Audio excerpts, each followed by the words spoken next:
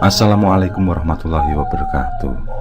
Selamat datang kembali di channel Pen Invasion, channel yang menyuguhkan video cerita bergambar seputar misteri. Simak terus video dari kami.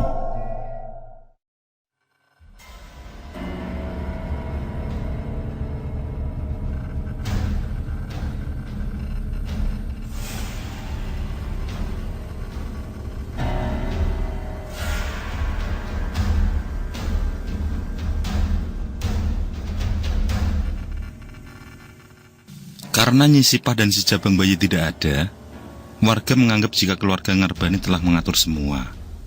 Ditambah lagi ada acara ritual yang dianggap tidak sewajarnya, di mana ada bermacam ubur rampe, termasuk ingkung yang di sisinya ada bulu ayam putih mulus. Warga menganggap itu adalah ritual sesat penyebab teror.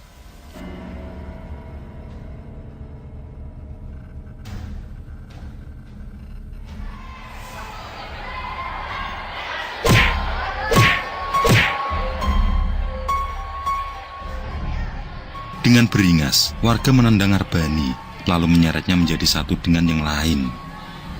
Semua diikat tanpa diberi kesempatan memberi penjelasan. Padio dengan lantang memberi hasutan agar semua tidak diberi ampun.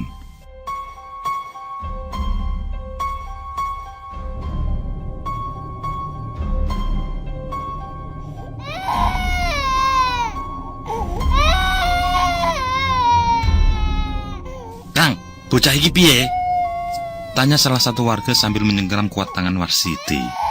Bocah mungil itu hanya menangis meraung sejadi-jadinya.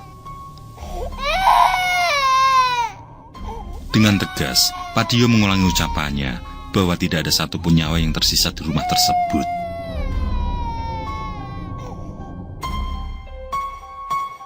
Tidak lama berselang, beberapa warga yang baru selesai menyisir lokasi sekitar memberitahu jika mereka tidak menemukan Nyi Sipah dan si Jabang Bayi. Dengan geram, Padio mengajak mereka keluar, lalu membakar rumah tersebut sebelum menuju rumah Nyi Sipah.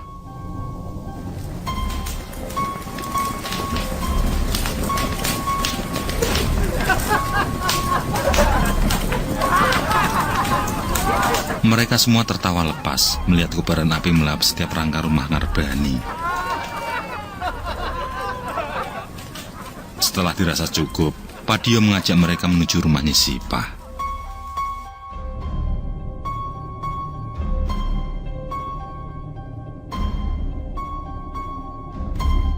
Setiba di pertigaan, mereka berpapasan dengan Ki Marto dan beberapa sesepuh kampung.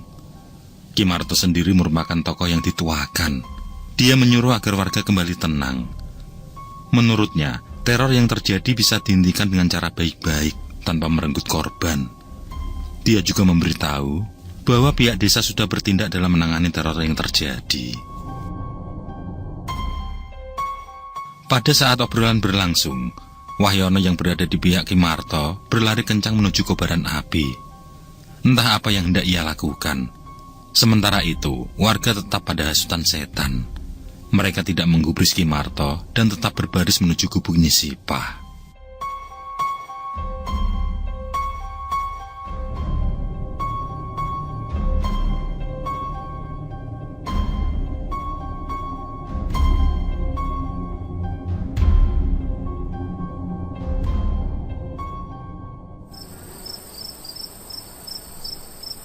Rembulan membantu penerangan obor Nyi Sipah yang mulai redup. Dukun beranak itu mulai merasa tenang ketika memandikan Kartika. Dia menapaki jalan sempit sambil gendeng dengan suara merdunya.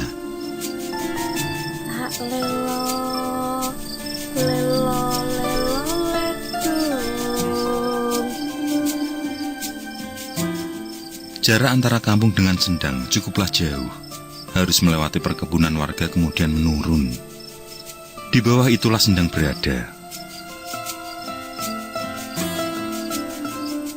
Sedangkan beberapa meter di sebelahnya adalah Rimba Raya, tempat persembunyian para pejuang di saat perang dulu, juga tempat para pengikut komunis bersembunyi ketika terjadi huru-hara.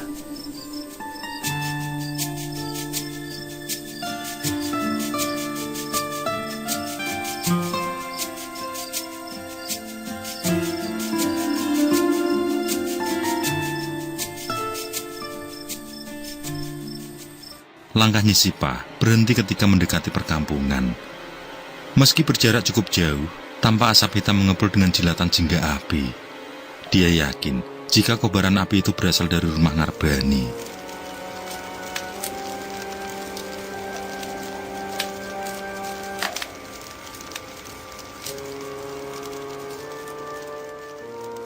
Segera ia melanjutkan langkahnya dan berjalan cukup berat. Terlihat warga sekitar menyaksikan puing bara api tanpa melakukan apapun. Nyisipah melihat sekeliling. Tidak ada Ngarbani ataupun mertuanya di antara para warga. Dia pun berniat menanyakan pada salah seorang warga di dekatnya.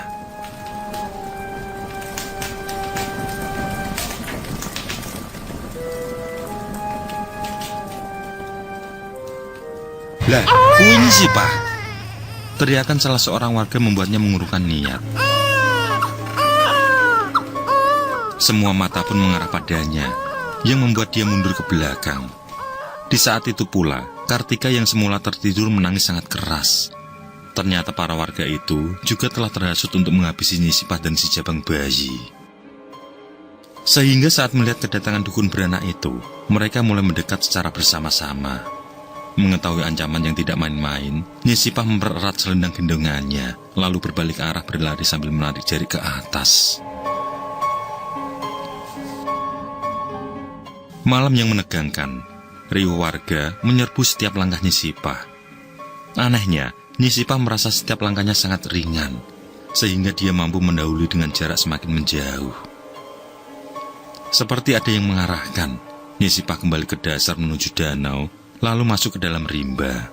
Sementara para warga yang kehilangan jejak masih terus mencari keberadaan Nyisipah.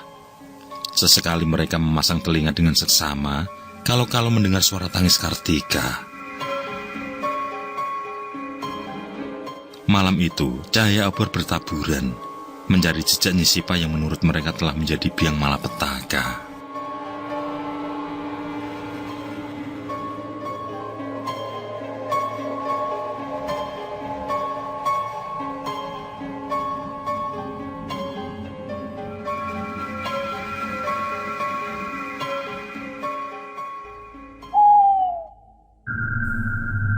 Burung beluk bersautan dengan burung ceguk menyapa angkuh malam. Dua jenis burung hantu itu membuat suasana menjadi mencekam. Meski masih tampak para warga bergerombol di setiap sudut kampung. Setelah 3 hari menyisir hutan dan kampung sekitar, namun tidak juga menemukan Nyisipah, warga pun memutuskan menghentikan pencarian. Bagi mereka itu bukan lagi menjadi hal penting, karena kondisi desa sudah dalam keadaan aman. Teror dan pagebluk sudah berakhir semenjak Ngarbani dan mertuanya terpanggang menjadi abu. Kini, tidak ada lagi yang dirisaukan.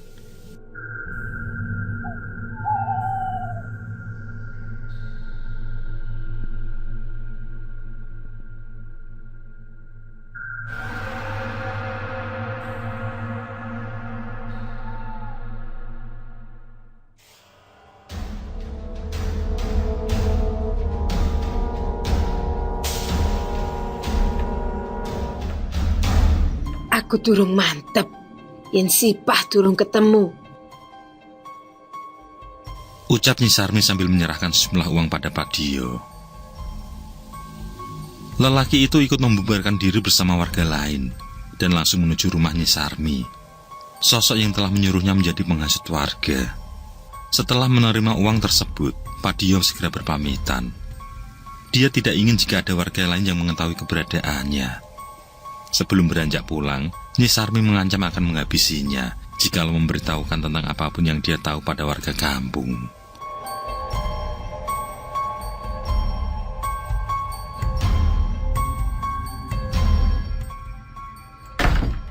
Sesaat kemudian, Nyisarmi menutup pintu, lalu duduk di bangku bambu di balik temaram sinar ublek. Secara tidak sengaja dendamnya pada Mbok Karni terbalaskan. Padahal yang menjadi sasaran sesungguhnya adalah Nyisipah, sosok pesaing yang menancapkan rasa iri di hatinya. Setahun terakhir, Nyisarmi mendalami satu ilmu demi melampiaskan dengkinya pada Nyisipah.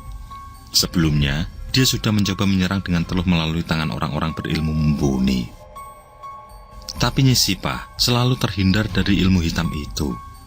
Bahkan salah satu dari orang pintar itu meninggal secara mendadak, yang diyakini oleh Nyi Sarmi kalau teluh kirimannya berbalik arah. Setelah kejadian itu, atas saran dari gurunya dia pun mendalami sebuah ilmu, yang mana dia bersekutu dengan iblis di sebuah tempat di pesisir pantai utara. Tepat setelah setahun, takdir membawa Ngarbani menemuinya. Dari situlah, dia kembali bertemu dengan Mbok Karni, seorang yang telah menghancurkan garis hidupnya. Dan secara kebetulan, Nyi Sipah dilibatkan dalam persalinan tersebut, sehingga pelampiasan dendam bisa dilakukan sekaligus pada dua orang tersebut.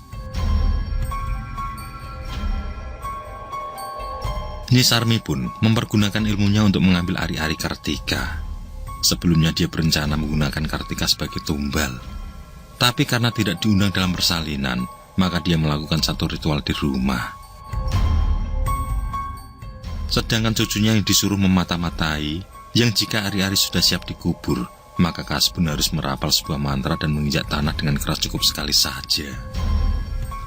Setelah berhasil memperalat ari-ari sebagai bahan teror, dengan tanpa ampun, Nyi Sarmi membuat teror pagebluk kematian anak-anak kecil. Di sanalah dia menyelipkan Padio untuk menghasut warga, yang memberikan saksi palsu bahwa sosok biang keladi adalah Nyi Sipah dan Kartika yang baru lahir. Hal itu pun berhasil.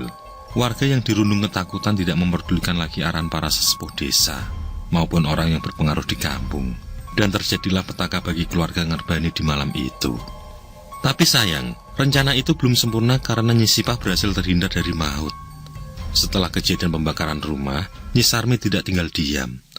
Dia mengerahkan semua kekuatan ilmunya untuk memburu Nyi Sipah, termasuk pula para perewangannya yang disebar di setiap penjuru. Namun dia merasa kalau ada sosok yang melindungi Nyi Sipah. Dia sangat kesulitan menemukan keberadaan dukun beranak saingannya itu. Kowe raba keluput Sipah. Gumam Nyi Sarmi datar, disusul merebahkan tubuhnya sambil memandang atap rumah. Kali ini, pikirannya mengembara ke masa lalu, di mana Mbok Karni telah menghancurkan kebahagiaan yang sudah tersusun. Masa lalu yang perih, dan membuat batinnya penuh kebencian. Pada masa itu, Nyi Sarmi adalah orang yang beruntung dalam permasalahan ekonomi yang sedang sulit. Bapaknya merupakan seorang pejuang kemerdekaan yang kemudian menjadi pengikut Partai Komunis, sehingga tidak heran jika ada aliran uang yang memperkokoh kondisi sandang pangan. Keberuntungan juga dirasakan Nyi Sarmi muda, saat dia memiliki seorang tambatan hati yang sangat pengertian. Pemuda tersebut tidak lain adalah Ki Parjan, yang juga aktif dalam jalur komunisme. Perjalanan cinta mereka sangatlah indah, hingga setelah berjalan mendekati setahun, diputuskanlah untuk membina rumah tangga.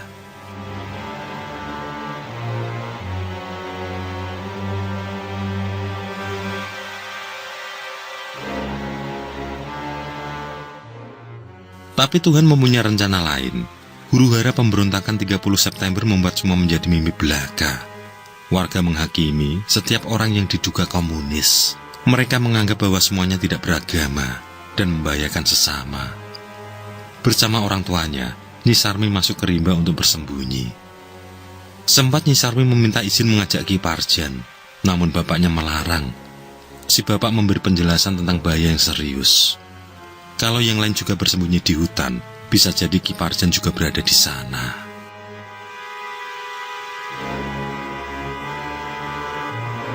Sesampai di tempat berkumpul di tengah hutan, mereka bersepakat menunggu beberapa hari sampai keadaan menjadi tenang. Nyi Sarmi sendiri merasa cemas karena sang pujaan hati tidak ternampak di antara para pengungsi. Dia selalu memeriksa setiap kali ada yang baru datang. Akan tetapi, Ki Parjan tidak berada di sana.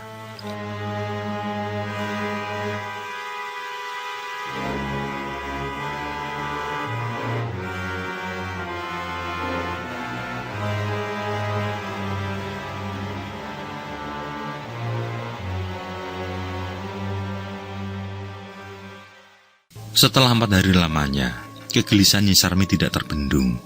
Malam itu, dia pun bertekad keluar hutan ke rumah Ki Parjan. Secara sembunyi-sembunyi dia meninggalkan lokasi yang masih ada beberapa orang berjaga di sana. Dia meninggalkan orang tua dan kakaknya yang terlelap, lalu menyelinap dan menghilang di balik semak. Mengandalkan cahaya bulan, dia mulai menyusuri jalan setapak menuju perkampungan.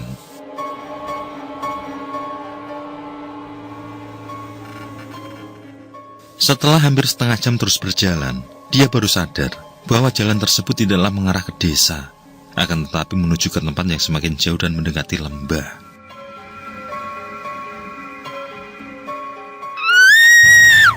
Tepat di mana dia berhenti, dia dikejutkan dengan kemunculan seekor ular welang yang melingkar. Seketika dia menjerit sekuatnya dan spontan langsung berlari berbalik arah.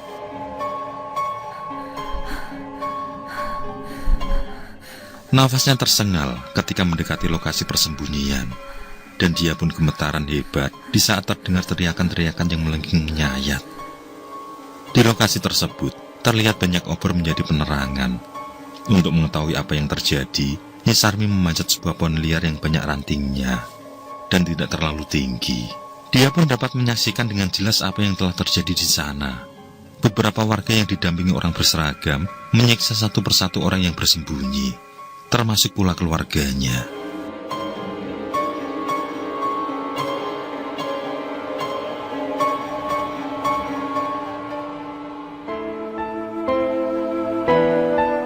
Di saat sudah benar-benar tersiksa, mereka dihabisi dengan tidak manusiawi. Banjir darah membuat Nyi Sarmi bergidik ngeri. Air matanya saling berkejaran tanpa terbendung. Dia tidak tahu harus berbuat apa.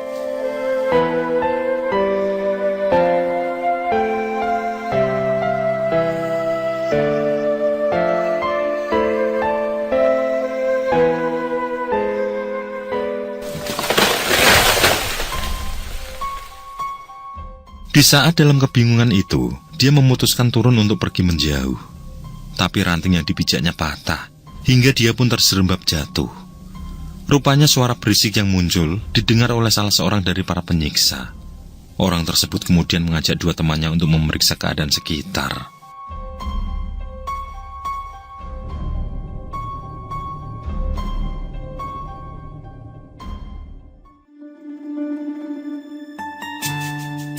Dan malam itu, Nyi Sarmi terselamatkan berkat pertolongan Tarmo, seorang yang sedang nepi dalam melakukan puasa telasan. Untuk meraih satu ilmu kebatinan, dia sengaja mengikuti Nyi Sarmi pada saat mendengar teriakannya karena ada ular welang tadi. Tarno pun menunggu saat yang tepat untuk menyapa Nyi Sarmi. Hingga saat terjatuh itulah, Tarmo langsung membawanya ke sebuah tempat.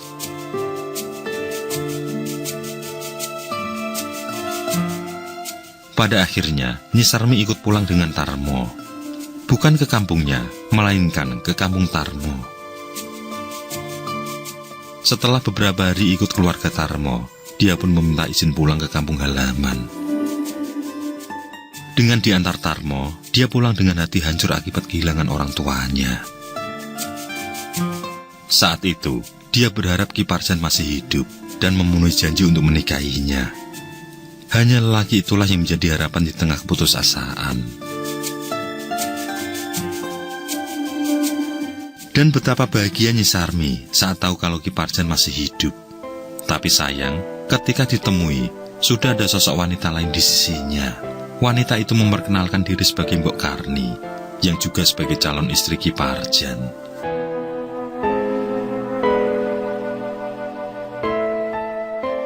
Kang Parjan ora bakal tentrem yen urip karo kowe, Mi. Apa meneh kowe iki keturunan PKI.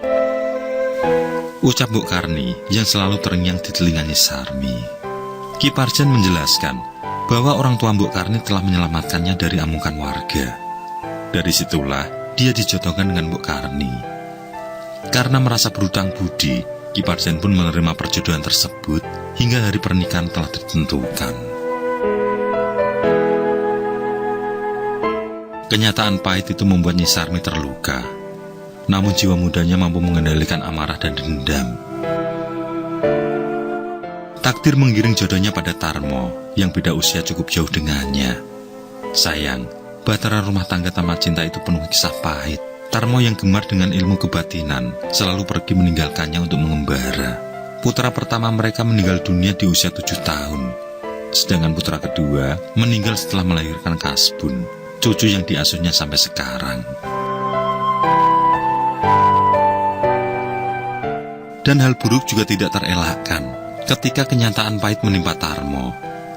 suaminya itu ditemukan meninggal dunia akibat terkaman seekor beruang.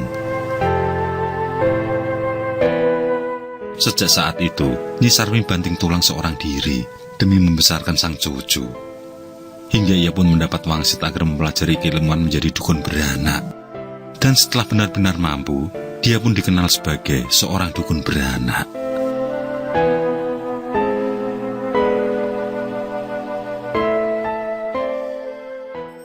Pada awalnya, Nyi Sarmi mampu berjalan dengan lurus dalam menjalankan pekerjaannya.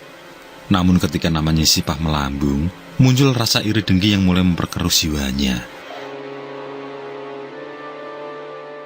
Iri dengki juga muncul setiap kali melihat kebahagiaan yang menaungi keluarga Ki Parjan. Dari situ, Nyi Sarmi mulai melakukan hal yang tidak semestinya.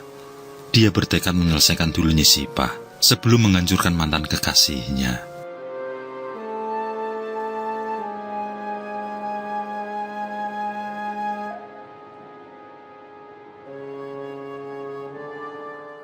Akan tetapi, Tuhan menulis takdir yang tidak sesuai dengan apa yang direncanakannya.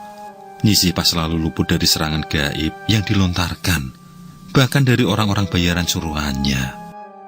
Para algojo mengaku jika kesulitan dalam menghabisi Nyi Sipah. Mereka seolah menyaksikan sesuatu yang menyeramkan setiap kali hendak melakukan pembunuhan. Pada akhirnya, Nyi Sarmi melakoni sendiri satu keilmuan, dan dendamnya pada Nyi Karni pun ditunda terlebih dahulu.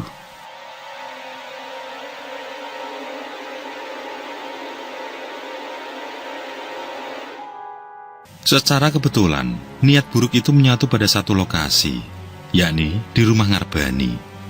Dendam kesumat akibat iri dengki pun hendak diselesaikan dalam satu malam. Tapi Nyi Sipah yang membawa Kartika berhasil lolos. Keberadaan mereka masih menjadi misteri. Keilmuan yang dipelajari Nyi Sarmi pun juga tidak mampu menembus di mana keberadaan dukun beranak sayangannya itu.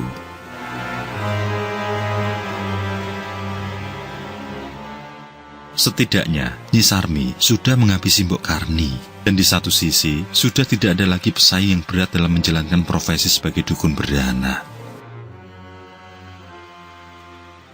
Sambil berjalan, dia akan tetap memburu Nyi Sipah.